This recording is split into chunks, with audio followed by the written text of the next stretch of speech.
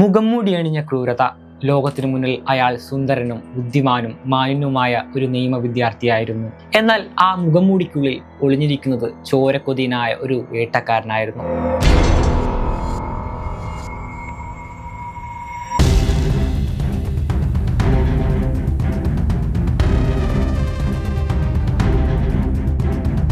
ആയിരത്തി 1974 78 ഇടയിൽ അയാൾ അമേരിക്കയിലെ വിവിധ സംസ്ഥാനങ്ങളിലായി 30-ലധികം യുവതികളെ അതിക്രൂരമായി കൊലപ്പെടുത്തി. ബണ്ടി തന്റെ ഇരകളെ ആകർഷിക്കാൻ പല തന്ത്രങ്ങളും ഉപയോഗിച്ചിരുന്നു.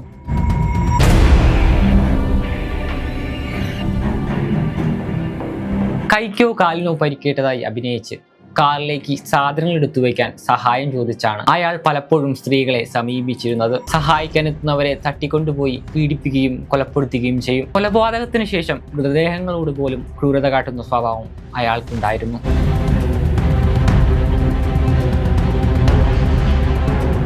പലതവണ പോലീസിന്റെ പിടിയിലായെങ്കിലും തന്റെ ബുദ്ധിശക്തി ഉപയോഗിച്ച് ബണ്ടി 2 തവണ തടവ് ചാടി. ഒരിക്കൽ കോടതിയിലെ ലൈബ്രറിയിൽ നിന്ന് ജനലിലൂടെ ചാടിയും മറ്റൊരിക്കൽ ജയിലിന്റെ സീലിംഗ് തുറന്നുമാണ് അയാൾ രക്ഷപ്പെട്ടത്. ഓരോ തവണ രക്ഷപ്പെടുമ്പോഴും അയാൾ കൂടുതൽ കൊലപാതകങ്ങൾ ചെയ്തുകൊണ്ടേയിരുന്നു.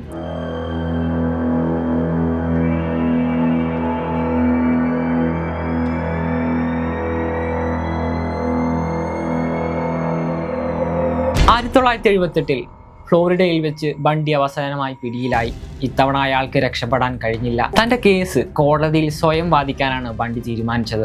കോടതി മുറിയിൽ പോലും അയാൾ തന്റെ തന്ത്രങ്ങളും വശീകരണ ശക്തിയും പുറത്തെടുത്തു. എന്നാൽ ഇരകളുടെ ശരീരത്തിൽ കണ്ടെത്തിയ പല്ലടയാളങ്ങൾ, അതായത് ബൈറ്റ് മാർക്ക്, അയാളെ കുടുക്കാൻ സഹായിച്ചു. 3 കൊലപാതകങ്ങൾക്കും നിരവധി പീഡനങ്ങൾക്കും കോടതി അയാളെ വധശിക്ഷയ്ക്ക് വിധിച്ചു. 10 വർഷത്തോളം വധശിക്ഷ കാത്ത് അയാൾ ജയിലിൽ കഴിഞ്ഞു. ആ സമയത്താണ് താൻ ചെയ്ത 30 കൊലപാതകങ്ങളെക്കുറിച്ച് അയാൾ തുറന്നു പറഞ്ഞത്. ഒടുവിൽ ജനുവരി 24 ജയിലിന്റെ ഇരുമ്പഴിക്കുള്ളിൽ ആ അവസാന രാത്രി കാഴ്ചയിൽ അതീവ സുന്ദരനും ബുദ്ധിമാനുമായ ഒരു മാന്യൻ ഒറ്റയ്ക്കിരിക്കുകയായിരുന്നു. പുറത്ത് നേരം പുലരുന്ന അയാളുടെ ജീവിതത്തിന്റെ അവസാനമാണെന്ന് അയാൾക്കറിയാമായിരുന്നു. ഇത്രയും കാലം താൻ ചെയ്ത ക്രൂരതകൾ ഒളിപ്പിച്ചു വെച്ച ആ കണ്ണുകൾക്കുള്ളിൽ അന്ന് ഭയമായിരുന്നു. രാവിലെ 7 മണിക്ക് ഗാർഡുകൾ അയാളെ വധശിക്ഷ മുറിയിലേക്ക് കൊണ്ടുപോകുന്നു.